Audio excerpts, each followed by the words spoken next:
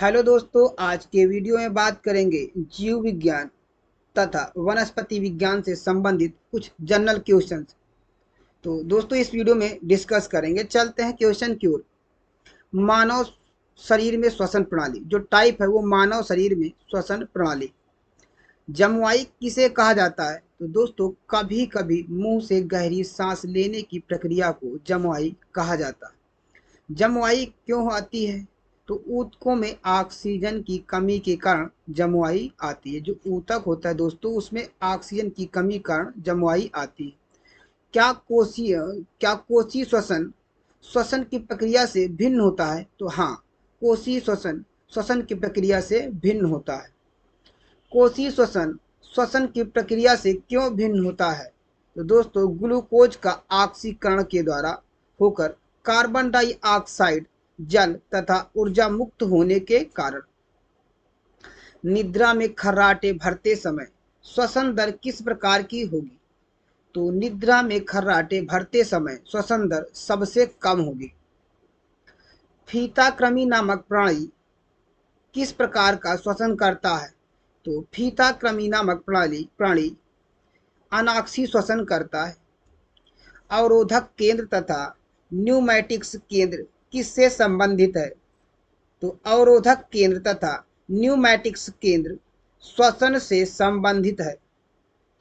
स्तनी प्राणियों में डायफ्राम का सबसे महत्वपूर्ण कार्य क्या होता है? तो स्तनी प्राणियों में डायफ्राम का सबसे महत्वपूर्ण श्वास विधि में सहायता करना होता है। श्वास विधि में सहायता करना होता है। निमोनिया रोग किसे कहा जाता है? तो निमोनिया रोग ठंड के कारण होने वाली श्वसन रोग को कहा जाता है। फेफड़ों में किसका ऑक्सीकरण होता है? तो फेफड़ों में रक्त का ऑक्सीकरण होता है। ऑक्सीजन युक्त रक्त फेफड़ों से सीधे कहाँ जाता है? तो ऑक्सीजन युक्त रक्त फेफड़ों से सीधे हृदय में जाता है। ऑक्सीजन युक्त रक्त फेफड़ों से सीधे हृदय में क्यों जाता है? तो रक्त को पंप करके सारे शरीर में पहुंचाने के लिए, रक्त को पंप करके सारे शरीर में पहुंचाने के लिए। ग्लूकोज के जल तथा कार्बन डाइऑक्साइड के पूर्ण घटन में एटीपी अणुओं की उत्पन्न संख्या कितनी होती है? तो ग्लूकोज के जल तथा कार्बन डाइऑक्साइड के पूर्ण घटन में एटीपी के जो अणुओं की संख्या होती है 38 होती है। ग्लूकोज के किस एक परमाणु के पूर्ण ऑक्सीकरण से कितनी ऊर्जा बनती है?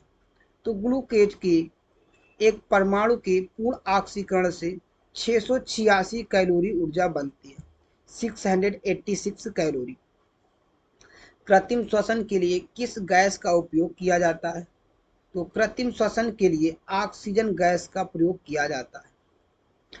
उत्पादन कार्बन डाइऑक्साइड तथा प्रयोग में आई ऑक्साइड का अनुपात क्या कहलाता है? तो उत्पादन कार्बन डाइऑक्साइड तथा प्रयोग में आई ऑक्साइड का अनुपात RQ कहलाता है। रात्रि के समय पेड़ पौधे के नीचे क्यों नहीं सोना चाहिए? तो रात्रि के समय पेड़ पौधे द्वारा सिर्फ कार्बन डाइऑक्साइड छोड़ने के कारण। स्वतंत्र ऑक्सीजन किसके लिए विष का काम करती है? तो स्वतंत्र ऑक्सीजन अनाक्सीकृत जीवाणुओं के लिए काम करती है। कोशिका में साइट्रिक अम्ल चक्र होने का कौन सा स्थान होता है? तो कोशिका में साइट्रिक अम्ल चक्र होने का माइटोकॉन्ड्रिया करता है। स्तनियों के फेफड़ों की टाइडल वायु क्या होती है? तो स्तनियों के फेफड़ों की टाइडल वायु सामान्य रूप से फेफड़ों में जाने तथा बाहर आने वाली वायु है। अनाक्षी श्वसन में अंतिम उत्पाद कौन सा अम्ल होता है? तो अनाक्षी श्वसन में अंतिम उत्पाद लैक्टिक अम्ल होता है। मकड़ियों तथा एरेकनिड प्राणियों में श्वसन तंत्र यंत्र क्या होते हैं? तो मकड़ियों तथा एरेकनिड प्राणियों में श्वसन यंत्र बुक फेफड़ा होता है। क्या काकरोच में रुधिर ऑक्सीजन का परिवहन नहीं होता है? तो काकरोच में रुधिर ऑक्सीजन का परिवहन होता है। शासक में श्वसन क्रिया कहाँ से होती है? तो शासक में श्वसन क्रिया शरीर की सभी कोशिकाओं में होती है। हीमोग्लोबिन में कौन सी धातु पाई जाती है? तो हीमोग्लोबिन में आयरन धातु पाई जाती है, मतलब Fe।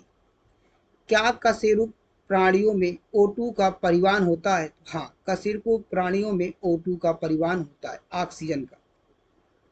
कशेरुक प्राणियों में O2 का परिवहन किसके संयोग से होता है? तो ऑक्सीजन में O2 का परिवहन हीमोग्लोबिन के संयोग करके होता है। अब दोस्तों आता है टाइप नेक्स्ट, रुधिर संवहन तंत्र, जिसे ब्लड सर्कुलेटरी सिस्टम बोलते हैं। तो रक्त परिवहन तंत्र का अध्ययन सर्वप्रथम किसके द्वारा किया गया था? तो रक्त परिवहन तंत्र का अध्ययन सर्वप्रथम विलियम हार्वे के द्वारा किया गया था। मानव शरीर में प्रति मिनट हृदय की धड़कन का औसत कितना होता है? तो मानव शरीर में प्रति मिनट हृदय की धड़कन का औसत 70 से 80 होता है, प्रति 80 होता है दोस्तों, एक मिनट में। रुधिर दबाव मापन यंत्र क्या नाम है? तो रुधिर दबाव मापन यंत्र स्फिग्मो मैनोमीटर बोला जाता है।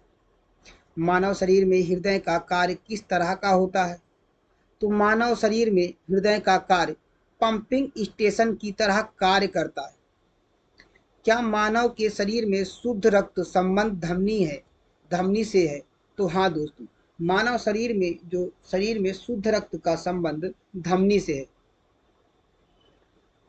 रक्त की कमी के कारण होने वाले रोग को क्या कहा जाता है? तो रक्त की कमी के कारण होने वाले रोग को एनीमिया कहा जाता है। मानव शरीर में होने वाले रक्त के थक्के को क्या कहा जाता है? तो मानव शरीर में होने वाले रक्त के थक्के को फाइब्रिनोजन कहा जाता है, फाइब्रिनोजन कहा जाता है। जीव वैज्ञानिक किस प्रकार के विवाह को मना करते हैं? तो RH पुरुष तथा RH स्त्री के विवाह को जीव वैज्ञानिक मना करते हैं। दोस्तों, यदि RH पुरुष हो और RH स्त्री भी हो, ऐसे विवाह को वैज्ञानिक मना करते हैं। स्तनियों में महाधमनी कहाँ से निकलती है? तो स्तनियों में महाधमनी बाएं निलय से निकलती है। रुधिर में O2 का मुख्य वाहक क्या होता है? तो रुधिर में O2 का मुख्य वाहक हीमोग्लोबिन होता है। लाल रुधिराणु को 8% नमक के घोल में रखें तो यह किस प्रकार की प्रक्रिया होगी? तो संकुचित प्रक्रिया होगी। यदि लाल रुधिराणु को 8% नमक के घोल में रखें तो यह किस प्रकार की प्रक्रिया होगी दोस्तों? तो यह संकुचित प्रकार की प्रक्रिया होगी। मनुष्य के रक्त में हीमोग्लोबिन के निर्माण के लिए किस खनिज की आवश्यकता होती है? तो मनुष्य के रक्त में हीमोग्लोबिन के निर्माण के लिए लोहा की आवश्यकता होती है। रुधिर द्वारा पचित भोजन किसके द्वारा हृदय में जाता है? तो रुधिर द्वारा पचित भोजन यकृत, निवाहिका, शिरा यकृत तथा पश्च महाशिरा के द्वारा जाता है। सामान्य मानव वयस्क में लाल रुधिर कोशिकाओं का निर्माण कहाँ होता है? तो सामान्य मानव वयस्क में लाल रुधिर कोशिकाओं का निर्माण अस्थि मज्जा में होता है। कहाँ होता है दोस्तों? अस्थि मज्जा में होता है। आरबीसी में सामान्य रूप से क्या पाया जाता है? तो आरबीसी में सामान्य रूप से हीमोग्लोबिन को पाया जाता है। शरीर की विशालतम धमनी कौन सी होती है? तो शरीर की विशालतम धमनी एरोटा होती है। रक्त में बीमारी उत्पन्न करने वाले जीवाणुओं को नष्ट करने वाली कोशिकाओं को कहा जाता है? तो दोस्तों, जो रक्त में बीमारी उत्पन्न करने वाले कोशिकाओं को, जीवाणुओं को नष्ट करने वाली कोशिकाओं को श्वेत रुधिर कोशिकाएं कहा जाता है। शरीर में रुधिर का भंडार क्या कहलाता है? तो शरीर में रुधिर का भंडार तिल्ली कहलाता है। जो तिल्ली होता है दोस्तों, यहीं पे रुधिर का भंडार होता है और इसे तिल्ली कहा जाता है। RH तत्वों की पहचान किस रूप में की गई थी? तो RH तत्वों की पहचान प्रतिरक्षी क्रिया के रूप में की गई थी। दोस्तों, वह कौन सी रुधिर वाहिनी है जो फेफड़ों से हृदय तक रुधिर को ले जाती है? तो दोस्तों पल्मोनरी शिरा होती है, जो फेफड़ों से हृदय तक ले जाती है वो पल्मोनरी शिरा होती है।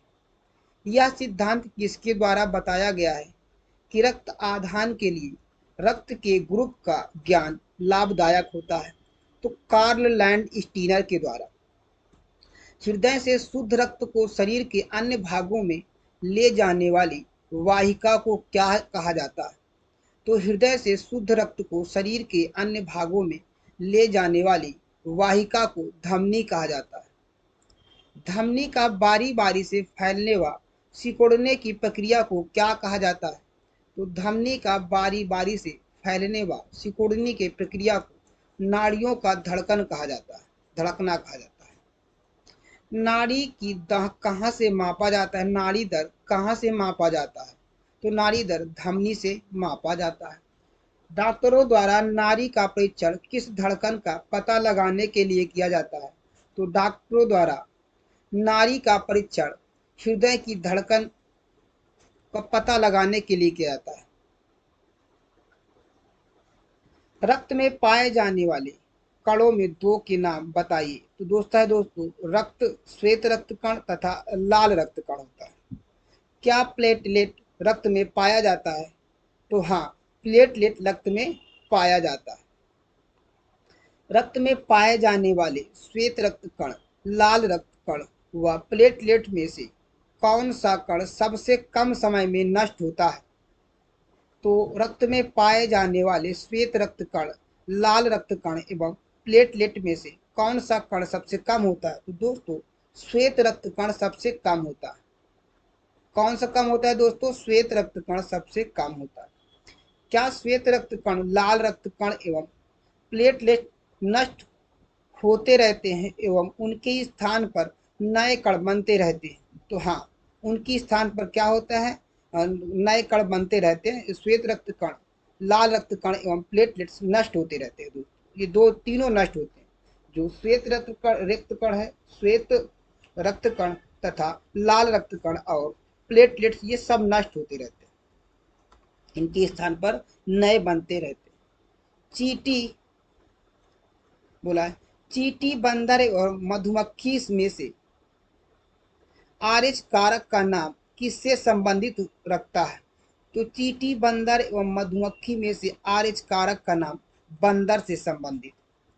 इलेक्ट्रोकार्डियोग्राम यंत्र के द्वारा किसका चित्र बनाया जाता है? तो इलेक्ट्रोकार्डियो यंत्र के द्वारा हृदय विस्पंदों की गति का चित्र बनाया जाता है। धमनियां किस प्रकार की होती है? तो धमनियां मोटी भित्ति वाली, जिसमें रुधिर अधिक दाब पर बहता है। मस्तिष्क में रुधिर की सप्लाई रुक जाने पर एक मनुष्य पर क्या प्रभाव पड़ता है? तो मस्तिष्क में रुधिर की सप्लाई रुक जाने पर एक मनुष्य बेहोश हो जाता है दोस्तों। मनुष्य क्या होता है? बेहोश हो जाता है। यदि सप्लाई, जो रुधिर की सप्लाई बंद हो जाने पर मनुष्य क्या होता है दोस्तों? बेहोश हो जाता है। लिम्फोसाइट किससे रक्षा करती है? तो लिम्फोसाइट रोगाणुओं से रक्षा करती है। किससे रक्षा करती है? रोगाणुओं से। मस्तिष्क में रुधिर की सप्लाई रुक जाने पर एक मनुष्य कितने समय के लिए बेहोश हो जाता है? तो मस्तिष्क में रुधिर की सप्लाई रुक जाने पर एक मनुष्य 5 सेकंड के लिए दोस्तों बेहोश हो जाता है। 5 सेकंड के लिए बेहोश हो जाता है। क्या मच्छरों में लाल वर्णक हीमोग्लोबिन नहीं होता है? हाँ, मच्छरों में लाल वर्णक एवं हीमोग्लोबिन नहीं होता है दोस्तों। शरीर के किसी घाव में निकलने वाले श्वेत मवाद में क्या होता है? तो शरीर के किसी घाव में निकलने वाले श्वेत मवाद मृत श्वेताणु तथा सीरम होते हैं। दोस्तों जो मवाद निकलते हैं, जैसे फुंसी वगैरह जब हो जाता है तो उसमें जो मवाद होती है दोस्तों वो मृत श्वेताणु होते हैं, जिसको तथा सीरम होते हैं। मानव, बंदर एवं ऊंट में से किसमें लाल रुधिर कणिकाएं नहीं पाई जाती है? तो मानव, बंदर एवं ऊंट में दोस्तों लाल रुधिर कणिकाएं नहीं पाई जाती। एक स्वस्थ मनुष्य के शरीर में उसके शरीर के भार का कितने प्रतिशत रक्त होता है? तो एक स्वस्थ मनुष्य के शरीर में 7% उसके शरीर के भार का होता है। प्रत्येक सामान्य व्यक्ति के शरीर में रक्त की कितनी मात्रा पाई जाती है?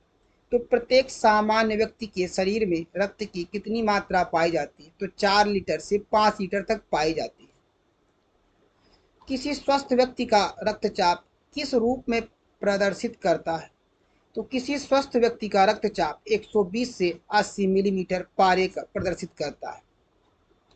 रुधिर वर्ग ए, ब्लड ग्रुप ए वाले व्यक्ति को किस वर्ग का रुधिर दिया जा सकता है? ए तथा ओ का रुधिर वर्ग दिया जा सकता है। दोस्तों, जो जिसका ब्लड ग्रुप ए हो वो तो ए तथा ओ का ले सकता है, क्योंकि ओ जो होता है यूनिवर्सल डोनर होता है, ये सभी को दे सकता है। और जो ए बी होता है वो सर्वग्राही होता है, वो सभी से ब्लड ले सकता है। मनुष्य के शरीर में श्वेत रक्त कणों के कम होने का क्या कारण है? तो मनुष्य के शरीर में श्वेत रक्त कणों के कम होने का कारण एंटीबॉडीज में कमी आना। रुधिर वर्गों का नाम प्रतिजन ए एवं बी के कारण होता है। यह कहाँ स्थित होता है? तो लाल रुधिराणु में स्थित होता है। फाइब्रिनोजन कहाँ बनता है? तो फाइब्रिनोजन रुधिर में विद्यमान तथा यकृत में बनता है। किस रुधिर वर्ग में ब्लड ग्रुप के लोग सब लोगों को खून दे सकते हैं? तो ओ ग्रुप के लोग दोस्तों जो है सबको ब्लड दे सकते हैं। बी रुधिर वर्ग वाले रुधिर को किस वर्ग का रुधिर तुरंत दिया जाता है? तो ओ तथा बी का होता है। दोस्तों, ऊंचाई पर मनुष्य के शरीर में कौन सी रुधिर कोशिकाएं बढ़ जाती है? तो ऊंचाई पर मनुष्य के शरीर में लाल रुधिर कोशिकाएं बढ़ जाती है।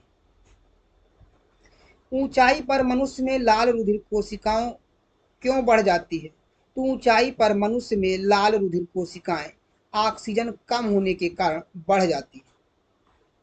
ए बी रुधिर दाता का रुधिर किस वर्ग के व्यक्ति को दिया जा सकता है? तो ए बी वर्ग के व्यक्ति को दिया जा सकता है। ए बी वर्ग का जो व्यक्ति है दोस्तों उसको दिया जा सकता है। और लेकिन ए बी जो है वो सबसे ले सकता है, लेकिन सबको दे नहीं सकता है। ओ सबको दे सकता है लेकिन सबसे ले नहीं सकता। तो रुधिर किसका बना होता है? तो रुधिर प्लाज्मा तथा रुधिर कोशिकाओं का बना होता है। रक्त को कितने समूहों में बांटा गया है? तो रक्त को 4 समूहों में बांटा गया है। कितने समूहों में दोस्तों? 4 समूहों में बांटा गया है। सार्विक अदाता किस रक्त समूह के व्यक्ति को कहा जाता है? तो सार्विक अदाता जो होता है वो ए बी रक्त समूह के व्यक्तियों को कहा जाता है। मनुष्य के रुधिर का पीएच मान कितना होता है? तो मनुष्य के रुधिर का पीएच मान 7.4 होता है, 7.4 होता है। प्राकृतिक रूप से रक्तस्राव को कौन रोकता है? तो प्राकृतिक रूप से रक्तस्राव को खून का थक्का जमने से रोकता है। फाइब्रिनोजन का फाइब्रिन में परिवर्तित होने की क्रिया को क्या कहा जाता है? तो फाइब्रिनोजन का फाइब्रिन में परिवर्तित होने की क्रिया को रुधिर का जमना कहा जाता है। रुधिर का जमना कहा जाता है। रुधिर का एक महत्वपूर्ण कार्य कौन सा है? तो रुधिर का एक महत्वपूर्ण कार्य मानव शरीर का तापमान स्थिर रखना होता है। मनुष्य के शरीर में श्वेत रक्त कोशिका कणिकाओं में किस प्रकार की संख्या सबसे अधिक है? तो मनुष्य के शरीर में श्वेत रक्त कणिकाओं में न्यूट्रोफिल्स की संख्या सबसे अधिक है। न्यूट्रोफिल्स की संख्या सबसे अधिक है। मानव के शरीर में लाल रुधिर कणिकाओं का जीवन कितने दिनों का होता है? तो मानव के शरीर में लाल रुधिर कणिकाओं का जीवन लगभग 120 दिन का होता है। मनुष्य के लाल रुधिर कणिकाओं की केंद्र में मोटाई कितनी होती है? तो मनुष्य के लाल रुधिर कणिकाओं की केंद्र में मोटाई लगभग 1 माइक्रोन के बराबर होती है। शरीर में क्या उपस्थित रहने के कारण शरीर के अंदर रक्त का थक्का नहीं बनता है? तो दोस्तों, शरीर में हिपैरिन नामक एक प्रोटीन होता है, उसके उपस्थित होने के कारण शरीर में रक्त का थक्का नहीं बनता है। हृदय के संकुचन के समय रक्तचाप पर क्या प्रभाव पड़ता है? तो हृदय के संकुचन के समय रक्तचाप पर प्रभाव, रक्तचाप अधिकतम होता है। कोलेस्ट्रॉल की मात्रा बढ़ जाने से कौन सा रोग होने का खतरा रहता है? तो कोलेस्ट्रॉल बढ़ जाने से हृदय रोग होने का खतरा रहता है। रक्तचाप आर्टरीज तथा कैपिलरीज में किस प्रकार रहता है? तो रक्तचाप आर्टरीज तथा कैपिलरीज में समान रहता है। हृदय की गति धीमी होने पर रक्तचाप पर क्या प्रभाव पड़ता है? तो हृदय की गति धीमी रहने पर रक्तचाप गिरना, रक्तचाप जो होता है वो गिर जाता है। रक्त नलिका की कौन सी दीवार, जो रक्त नलिका की कौन सी दीवार दोस्तों, कौन सी दीवार पर पड़ने वाला सामान्य दाब क्या कहलाता है? तो रक्त नलिका की रक्तचाप जो होती है वही सामान्य दाब, मतलब दीवार पर पड़ने पर सामान्य दाब रक्तचाप कहलाता है। क्या तिलचट्टे के रुधिर में श्वसन वर्णक नहीं होता है? तो तिलचट्टे के रुधिर में श्वसन वर्णक होता है दोस्तों, नहीं होता है? हाँ, नहीं होता है दोस्तों। जो तिलचट्टे के रुधिर में श्वसन वर्णक नहीं होता है। तिलचट्टे के रुधिर में श्वसन वर्णक न होने के क्या कारण होता है? तो ऑक्सीजन अंतः कोशिकाएं नलिकाओं द्वारा सीधे ऊतकों में चले जाने के कारण, जो अंतः कोशिकाएं होती है वो नलिकाओं द्वारा सीधे ऊतकों में चले जाने के कारण तिलचट्टे में जो श्वसन वर्णक इसी वजह से नहीं होता है दोस्तों। रुधिर से रक्ताणुओं के निकल जाने पर जो द्रव बचता है उसे क्या कहा जाता है? तो रुधिर से रक्ताणुओं के निकल जाने पर जो द्रव बचता है उसे प्लाज्मा कहा जाता है। रक्त में कितने प्रतिशत प्लाज्मा पाया जाता है? तो रक्त में 60% प्लाज्मा पाया जाता है। रक्त में कितने प्रतिशत कणिकाएं पाई जाती है? तो रक्त में 40% कणिकाएं पाई जाती है। उत्सर्जन तंत्र एक्सक्रीटरी सिस्टम क्या होता है? तो उत्सर्जन तंत्र एक्सक्रीटरी सिस्टम दोस्तों, अब ये टाइप चलते हैं उत्सर्जन तंत्र, जिसको एक्सक्रीटरी सिस्टम बोलते हैं। तो स्तनियों में वृक्क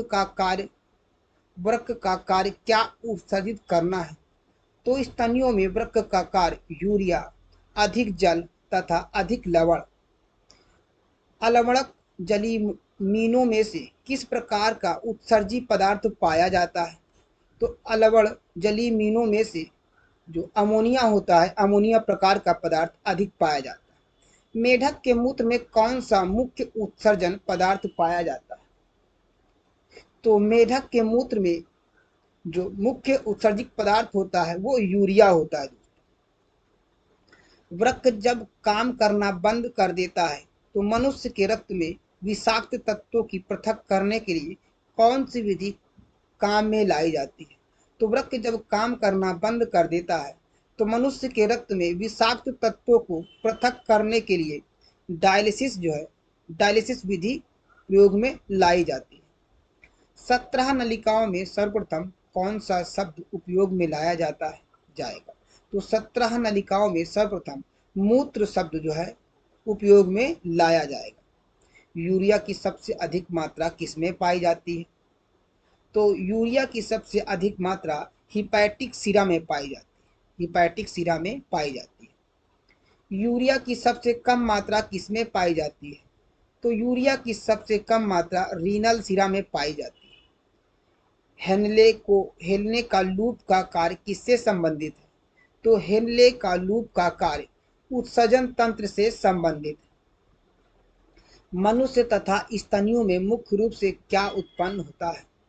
मनुष्य तथा स्तनियों में मुख्य रूप से यूरिया उत्पन्न होता है। अमोनिया का यूरिया में परिवर्तन कहाँ होता है? तो अमोनिया का यूरिया में परिवर्तन यकृत में होता है। ग्लोमेरुलर से निकलने वाले द्रव में किस प्रकार का रुधिर पाया जाता है? तो ग्लोमेरुलस से निकलने वाले द्रव में कोशिकाओं तथा प्रोटीन रहित रुधिर पाया जाता है। कोशिकाओं तथा प्रोटीन रहित रुधिर पाया जाता है। वृक्कों के अतिरिक्त उत्सर्जन के लिए सहायक अंग कौन सा है? तो वृक्कों के अतिरिक्त उत्सर्जन के लिए सहायक अंग यकृत, कोशिका गुच्छी फिल्टरन, पुनः अवशोषण तथा नलिका श्रावण। यह क्रिया किससे संबंधित है? तो वृक्क से संबंधित। किससे संबंधित है दोस्तों? वृक्क से संबंधित। ये बना हुआ है दोस्तों, जो वृक्क बना हुआ है, ये क्या है? वृक्क है। ये एड्रिनल ग्रंथि है दोस्तों। पहले क्वेश्चन दिया है कि वृक्कों द्वारा रुधिर के संगठन के नियंत्रण को संतुलित करने की क्रिया को क्या कहा जाता है?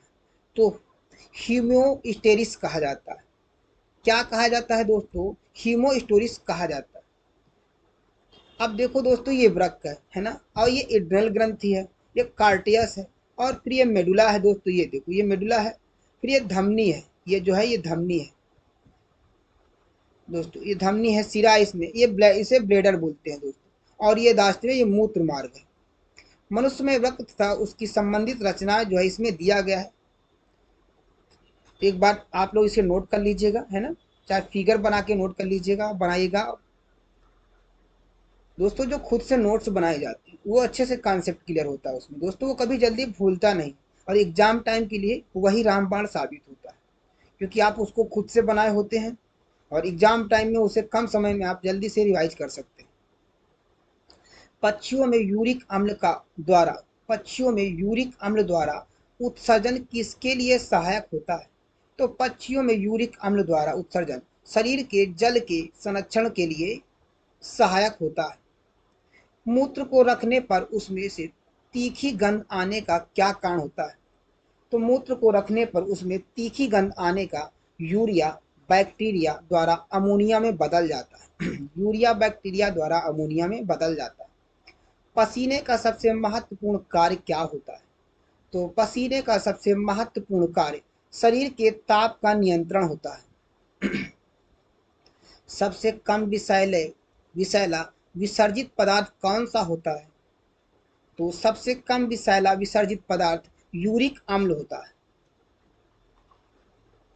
अस्थि विज्ञान कंकाल तंत्र स्केलेटर सिस्टम जिसको बोलते हैं, अस्थि विज्ञान कंकाल तंत्र। स्तनियों की निचले जबड़े की हड्डियों को क्या कहा जाता है? तो स्तनियों के निचले जबड़े की हड्डियों को डेंटरी कहा जाता है। मायोसिस एवं एक्टिन पेशी में किस प्रकार का कारण है? तो मायोसिस एवं एक्टिन पेशी में संकोचन का कारण है। कौन सा कारण है? संकोचन का कारण है। टेंडन रचना किससे जोड़ती है? तो टेंडन रचना अस्थि तथा पेशी से जोड़ती है। कैल्शियम तथा फास्फेट किसमें अधिक मात्रा में पाया जाता है? तो कैल्शियम तथा फास्फेट हड्डियों में अधिक मात्रा में पाया जाता है। मनुष्य के शरीर में कितनी हड्डियां पाई जाती हैं? तो मनुष्य के शरीर में 206 हड्डियां पाई जाती हैं। मनुष्य के चेहरे में अस्थियों की संख्या कितनी होती है? तो मनुष्य के चेहरे में अस्थियों की संख्या 14 होती है। मनुष्य के मस्तिष्क में कितनी हड्डियां होती है? तो मनुष्य के मस्तिष्क में 8 हड्डियां होती है। कलाई की संधि को क्या कहा जाता है? तो कलाई की संधि को कोणिक संधि कहा जाता है। मनुष्य का कंकाल तंत्र, एक कंकाली पेशी के गहरे बैंड्स को क्या कहा जाता है? तो एक कंकाली पेशी गहरे बैंड्स को आइसोटोपिक बैंड्स कहा जाता है। मांसाहारी जंतुओं में कैनाइन दांतों का उपयोग किस कार्य के लिए होता है? तो मांसाहारी जंतुओं में कैनाइन दांतों का उपयोग मांस को पकड़ने एवं फाड़ने के लिए होता है। मांस को पकड़ने एवं फाड़ने के लिए होता है। पेशियों में थकन किस अम्ल के कारण होता है? तो पेशियों में थकान लैक्टिक अम्ल के कारण होता है। लिगामेंट रचना किसे जोड़ती है? तो लिगामेंट रचना अस्थि को अस्थि से जोड़ती है। किससे जोड़ती है दोस्तों? अस्थि को अस्थि से जोड़ती है। रेडियस अल्ना तथा ह्यूमरस में कौन सी संधि पाई जाती है? तो रेडियस अल्ना तथा ह्यूमरस में हिंज संधि पाई जाती है।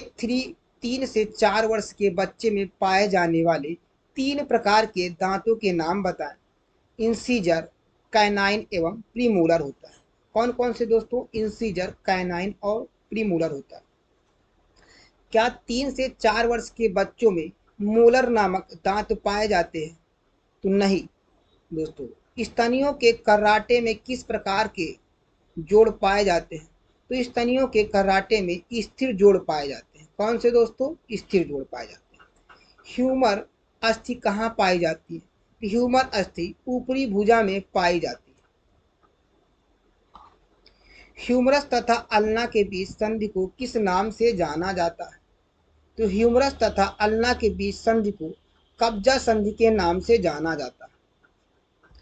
कर्ण कर्णास्थिकाएं किनमें पाई जाती है? तो कर्णास्थिकाएं स्तनियों में पाई जाती है। कर्णास्थिकाएं के अंदर पाए जाने वाले 3 कर्ण पटा के नाम से बताइए। तो कौन से हैं? मैलियस, इनकम एवं स्टेप है। पेशी संकोचन के समय सारकोमियर इलेक्ट्रॉन किसके द्वारा दिखाई देते हैं? तो पेशी संकोचन के समय सारकोमियर इलेक्ट्रॉन माइक्रोस्कोप के द्वारा दिखाई देते हैं। पेशी संकोचन के समय सारकोमियम इलेक्ट्रॉन माइक्रोस्कोप के द्वारा दिखाई देते हैं। समय किस बैंड की चौड़ाई स्थिर रहती है?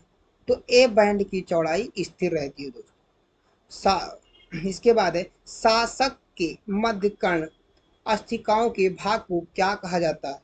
तो शासक के मध्य कर्ण अस्थिकाओं के भाग को मैलियस कहा जाता है। मनुष्य में कितने दांत जीवन में एक बार आते हैं? तो मनुष्य में 20 दांत जीवन में एक बार आते हैं। मनुष्य में कितने दांत जीवन में 2 बार आते हैं? तो मनुष्य में 12 दांत जीवन में 2 बार आते हैं। मनुष्य के शरीर में कितनी पसलियां होती हैं?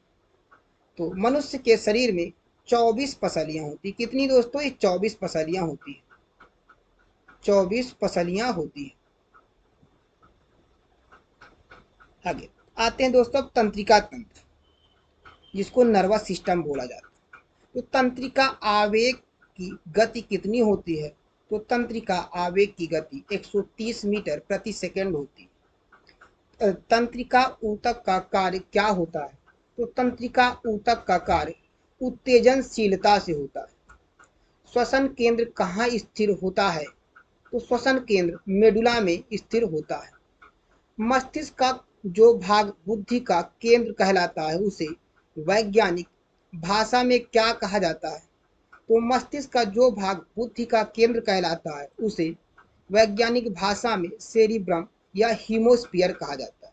सेरिब्रम या हीमोस्फीयर कहा जाता है। नाखून काटने से पीड़ा क्यों नहीं होती है? तो नाखून रुधिर वाहिकाओं से जुड़ी ना होने के कारण होता है। दोस्तों जो रुधिर वाहिकाएं होती है उससे नाखून जो है उसमें नाखून जो रुधिर वाहिकाएं होती है वो जुड़े नहीं होती नाखून से, इसी कारण नाखून काटने से पीड़ा नहीं होती है, दर्द नहीं होता। जीभ पर कौन सी तंत्रिका नियंत्रण होता है? तो जीभ पर ग्लोसोफेरिजियल तंत्रिका का नियंत्रण होता है। दोस्तों कौन सा होता है? जीभ में दोस्तों जो टंग होती है उसमें किस प्रकार का नियंत्रण होता है? किस तंत्रिका का? तो ग्लोसोफेरिजियल तंत्रिका का नियंत्रण होता है। प्रतिवर्ती क्रिया पर नियंत्रण करने के लिए कौन सा तंत्र उत्तरदायी है? तो प्रतिवर्ती क्रिया पर नियंत्रण करने के लिए केंद्रीय तंत्रिका तंत्र उत्तरदायी है। सबसे बड़ी कपाली तंत्रिका कौन सी होती है? तो सबसे बड़ी कपाली तंत्रिका वैगस होती है। मोटर तंत्रिका के एक्सोन में तंत्रिका की संवेदना किससे किससे दूर चलती है? तो मोटर तंत्रिका के एक्सोन में तंत्रिका की संवेदना कोशिका शरीर से होती है। किससे दोस्तों? कोशिका शरीर से होती है। श्वेत श्वेत पदार्थ किन सूत्रों का बना होता है? तो श्वेत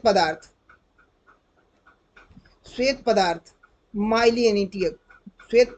माइलिनेटिक आवरण सहित तंत्रिका सूत्रों का बना होता है। समतापी प्राणियों में ताप का नियम करने वाला मस्तिष्क केंद्र कौन सा होता है? तो समतापी प्राणियों में ताप का नियमन करने वाला मस्तिष्क केंद्र हाइपोथैलेमस होता है। कौन सा होता है दोस्तों? हाइपोथैलेमस होता है। जब मस्तिष्क का कोई माध्यम नहीं होता तो अनुक्रिया किस क्रिया के द्वारा होती है? तो जब मस्तिष्क का कोई माध्यम नहीं होता तो अनुक्रिया मेरुरज्जु प्रतिवर्ती के द्वारा होती है। मेरुरज्जि तथा प्रतिवर्ती के द्वारा होती है। दोस्तों ये वीडियो यहीं पे समाप्त होती है। मिलते हैं नेक्स्ट वीडियो में, तब तक के लिए भारत माता की जय। वंदे मातरम।